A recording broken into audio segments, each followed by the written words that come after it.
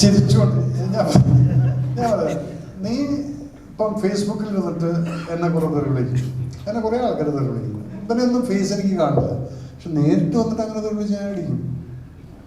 അത് ഉണ്ടാവില്ലേ? അപ്പം അതുകൊണ്ട് നിങ്ങളാരും നേരിട്ടൊന്നും വിളിക്കൂല. അപ്പം അതുപോലെ ഉണ്ണിമൂന്തനൊക്കെ തെറി വിളിച്ചോ ഇല്ലെന്ന് നമുക്കറിയില്ല, അല്ലെങ്കിൽ എന്താ സംഭവിച്ചതെന്നില്ല. ഉണ്ണി പറഞ്ഞല്ലോ ഞാൻ അടിച്ചിട്ടില്ല, കാരണം ചാർജ് ഷീറ്റ് വന്നു കഴിഞ്ഞാൽ ഞാൻ അടിച്ചു എന്ന് പറയാൻ പറ്റില്ല. അത് പിന്നെ എന്ത് തന്നെയാണ് ശരി, കോടതിയിലത് നമ്മളത് സ്ഥിരീകരിക്കണം. അപ്പം അതുകൊണ്ട് ഉണ്ണിമൂന്തൻ പറഞ്ഞു അടിച്ചില്ലെങ്കിൽ അടിച്ചില്ല, നമ്മളത് വിശ്വസിച്ചിട്ടില്ല. നിലപാട് ഇത്രയേ ഉള്ളൂ. ഉണ്ണി എന്ത് പറഞ്ഞു അതങ്ങനെ. ഇനി വിപിൻ എന്നെ വിളിച്ച് പറയണം, ഇല്ല ചേട്ടാ എന്നെ അടിച്ചു.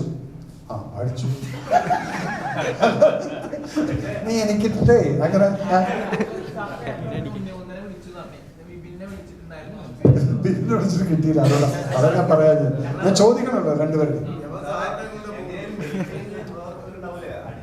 കറക്റ്റ്. പക്ഷെ അത് പിന്നെ കോടതി തെളിയിപ്പിച്ചു, വക്കീൽമാരുണ്ടോ എല്ലാം തെളിയും. അപ്പം ഞാൻ പറഞ്ഞുതരാം, ഞാൻ പണ്ട് ആ പട്ടാളത്തിൽ ഇരിക്കുന്ന സമയത്ത് മൗലൊരു അടി നടന്നിട്ട് എൻ്റെ ഇവിടെ ഒരു കത്തി കൊണ്ട് ഓഫീസേഴ്സും ഗുണ്ടാസും തമ്മിലുള്ളൊരു അടിയായിരുന്നു. പക്ഷെ അത് പിന്നെ എന്താ വെച്ചാൽ പെട്ടെന്ന് ടേൺ ചെയ്തു. കംപ്ലീറ്റ് ഓഫീസേഴ്സ് സപ്പോർട്ട് ചെയ്തിട്ട് എന്നെ ഹോസ്പിറ്റലിൽ പോകാൻ പറഞ്ഞു, ഇഞ്ചുറി റിപ്പോർട്ട് എഴുതാൻ വേണ്ടിയിട്ട്. അപ്പോൾ അവിടെ ഇരുന്നിരുന്ന ആൾ ഒരു സർദാർ ഓഫീസറായിരുന്നു. ഒരു പേപ്പർ എടുത്ത് തന്നു, രാത്രി എഴുതും, അതിൽ നിന്റെ എവിടെയൊക്കെ.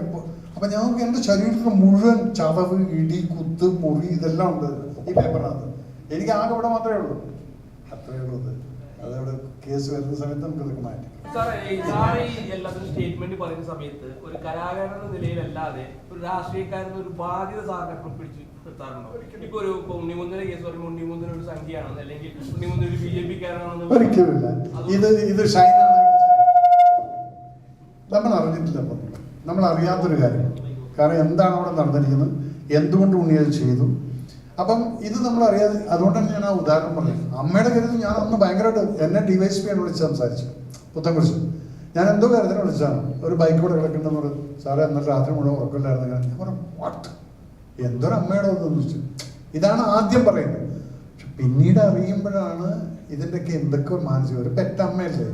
അപ്പം നമ്മൾ ആദ്യം ഒരു കൺക്ലൂഷനും വരരുത്. അതുപോലെ തന്നെ സോഷ്യൽ മീഡിയക്കകത്ത് ഇപ്പം ഇന്നലെ ഒരു സാധനം വന്നിരിക്കുകയാണ്, കാശ്മീരി പോലീസ് നടന്നു പോകുന്ന ഒരു കാശ്മീരിനെ പിടിച്ച് നോക്കുമ്പോൾ കുറേ തോക്കും സാധനങ്ങളെല്ലാം കിട്ടിയതാണ്. ആ പോലീസുകാരൻ്റെ തോളത്തിരിക്കുന്നത് പാകിസ്ഥാൻ ആർമി എന്നുള്ളത്, അവൻ്റെ സ്റ്റാർ, ഇത് നമ്മൾ നോക്കുന്നില്ല, അങ്ങനെ വിട്ടു, നമ്മളങ്ങ് ഫോർവേഡ് ചെയ്യണം. സോ ആദ്യമായിട്ട് ഫാക്ട് ചെക്ക് ചെയ്യുന്നില്ല. ഇത് വളരെ എളുപ്പമാണ് ഫോർവേഡ് ചെയ്യാൻ. നല്ല വേല 5 പേർക്ക് ഫോർവേഡ് ചെയ്യാൻ.